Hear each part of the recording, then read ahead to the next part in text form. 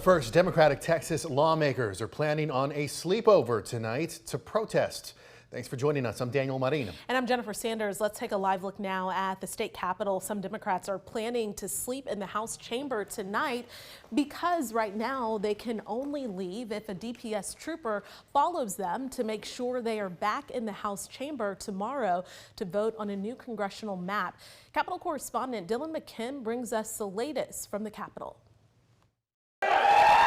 Texas Democrats are planning to spend the night on the House floor, ripping up this permission slip that allowed them to go home. It says they're only allowed to leave if a DPS officer follows them to make sure they report back to the Capitol when the House gavels in again on Wednesday. Only one Democratic member, Nicole Collier, refused to sign the permission slip. She's been in the House chamber since Monday, but now she's getting some company.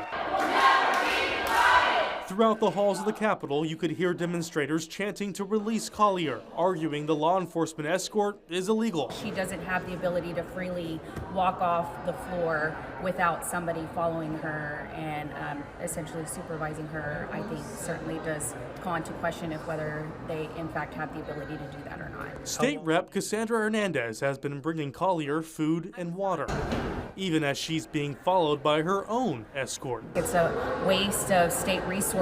While Democrats argue it's a waste of resources, the Republican colleagues argue it's necessary. They've already proven that they'll leave. They won't come back when they're told.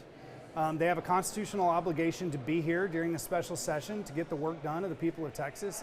A Supreme Court of Texas ruling in 2021 answered the question of whether the Texas House has the authority to compel attendance of absent members. The conclusion was it does. The law enforcement escorts will remain in place until the House passes a new congressional map. That vote is scheduled to happen on Wednesday, and it's primed to be another political fight. And it's not just about Texas, it's about the nation. We are going to accomplish everything that the governor put on the call. In Austin, I'm Dylan McKim.